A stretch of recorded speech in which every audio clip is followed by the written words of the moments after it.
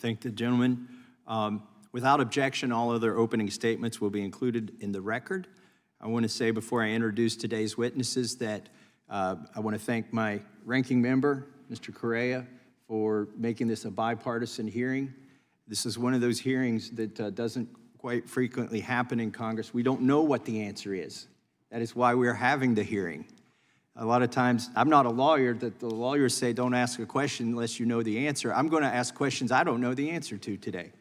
And I'm also very appreciative of the witnesses who came here and the ranking member for making this a bipartisan panel. Oftentimes, you get some Republican witnesses and some Democrat witnesses. I don't know your political affiliations, don't need to know them, and that's because we're working for the people here today. And thank you, Mr. Correa, for...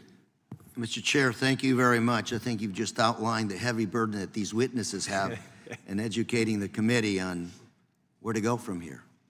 Thank you. And that's a heavy lift to educate congressmen. I'm going to yield to the chairman the balance of my time. Thank the gentleman from North Carolina. Dr. Frank, I think you were centering on what might be a solution or an improvement, which was these independent PBMs. You said, you know, there is some hope there. There's consolidation. There's 3 or 4 that are controlling everything, but there's some trying to get into the market. What could we do to make them more competitive, or is there something we could unshackle to make them more competitive? I think that's a really important question. I think it's one that I've been thinking about a lot. I don't have a great answer. I do. Give me your best answer. Well, my best effort. Answer is that the government now, one way or another, is involved in about half the insurance purchases around the country, right? And so there's probably, and I don't know a better way to put it, but there's probably some ways to, as we've done in other areas, like when we started Medicare Part D, is to put our thumb on the scale a little bit to make the market work better. And how exactly to do that, I haven't figured out yet, but I think that given what an important role the government has in procurement of prescription drugs and working through PBMs and PDPs, there may be some ways there to advantage some of these independent entities. The gentleman's time from North Carolina has expired, which means my time has expired, but I may come back and ask some of the other witnesses the same question, see if you'd be thinking about it. May I yield to the chairman. Okay, thank you very much. Didn't want to take anything that wasn't mine, but I'll take it. So, you know, what I hear from small mom and pop pharmacists is I'm paying $25 for this drug, and that CVS or the hospital is paying $5 for it. Or I'm filling a prescription, and even before I consider my labor or my employees, I'm filling it for less than they're paying me less than it costs me. What scale would they have to operate at to make money if they are paying more for the drug than they're getting reimbursed? Like, is there any scale that works, Dr. Van Nuys? Well, no, what you've laid out, there's no scale. You don't make it up on volume. But it is true that if you are larger, you can get better pricing from a wholesaler. But that doesn't speak, it's not saying that the employees are not working as hard at the small pharmacy, or that I mean, there's no scale at which, when you're paying more than you're getting for the drug, there's no scale at which that works. So there's something, I think, wrong there in the pricing. Maybe these small pharmacies are twice as efficient. Maybe the employees are more motivated, but it's a scale thing, and I think that's a problem. Dr. Lasasso, what's the radical free market solution to this? Just clear out all the underbrush, and what would get rid of all the history?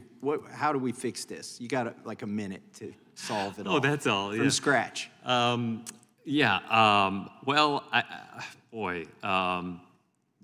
geez. I mean, if we're just in the PB, I mean, I guess I was told you were a free market guy. Right.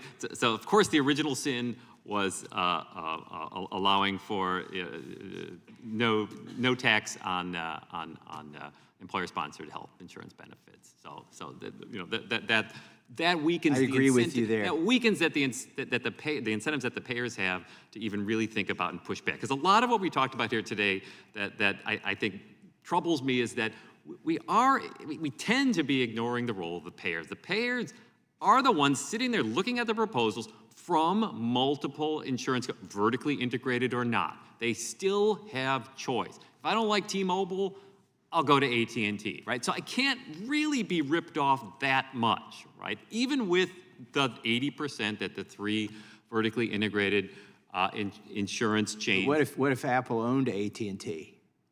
Sorry? What if Apple owned AT&T? That's my concern. That might be a better analogy. Well, yeah, but then I could still go back to T-Mobile. Okay. Yeah, but with an Android. So okay, I mean, I don't want to monopolize your time here, but if you want to just scorched earth, yeah, get rid of the. The original sin was telling employers that they should provide this, and then giving them the government benefit to make that, and then not extending that same benefit to individuals who tried to go out and buy health care.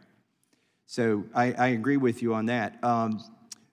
Dr. Frank, or maybe it was Dr. Mattingly, I don't know, one of you was asked about antitrust action, and it didn't seem like there was a clear-cut case here given the existing law. So I don't want to relitigate that question. I want to ask a question, is there one piece of law that we could pass? Since the existing law doesn't seem to be actionable or clearly actionable in this situation, is there a rule that we could pass that would fix this, the anti-competitive nature of it? Well, I have at least an idea about how you could get rid of some of the, attenuate some of the game playing, the regulatory avoidance. What you might do there is sort of handle it the way we handle multinationals, which is insist on transfer pricing. That you have transfer pricing rules that somehow reflect something close to fair market value. Because right now, Dr. Van Nuys and I have both made the point that there's a lot of game playing that can be done within that vertical structure to avoid regulations, to avoid... What is transfer pricing? What do you mean by that? So transfer pricing is, I'm a PBM and I sell services to the insurance company. Well, if my insurance company is, their profits are regulated, then I'm going to charge them a lot because that's on the books as a cost, even though it's revenue to the PBM that goes back to the parent company.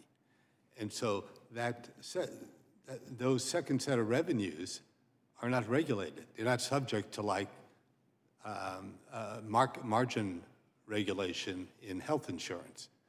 And so by doing transfer prices, which insists on constraining what can be done in terms of who can charge the other one what, you eliminate or you reduce the ability to play games to avoid regulation and taxes and things like that. Okay, 1 minute remaining. Dr. Van Nuys, you had 4 suggestions. If you could implement just one of those in legislation, what would it be? Transparency. And what would that look like, transparency? How would we impose it? So pricing? So what I want is aggregate benchmarks of average prices at different points in the transaction system. So CMS already publishes a series called the National Average Drug Acquisition Cost, NADAC, that they collect with surveys and they aggregate it and they publish it monthly, and anybody can get it. I can get it, you can get it. And that gives us a benchmark to evaluate one particular transaction. That's the transaction between the pharmacy and the wholesaler, the prices between the pharmacy and the wholesaler. I want something like that at the different transactions in the chain. So I want to know what PBMs are charging health plans to settle a claim, what PBMs are paying pharmacies to settle a claim, what PBMs are negotiating with manufacturers. And I want an average benchmark like NADAC, high quality, net. What would you do with that information? Who would use it? Market participants would use it to understand whether the prices that they are being offered by whoever their counterparty is, the PBM, are fair, are reasonable, right? So any of those market participants could use that benchmark. They don't have anything like that now. All right, thank you very much. My time has expired, and that means we are done with the hearing. I appreciate the indulgence of my ranking member here. Do you want to say anything before we close? Just, Mr. Chairman, I want to thank you very much for handling this committee hearing in a nonpartisan way. I think America is much better off with the information we got today. Barely scratched the surface, but got some work to do, and I want to thank our witnesses for your good testimony today. Much appreciate y'all. Well, that concludes today's hearing. We thank our witnesses very much.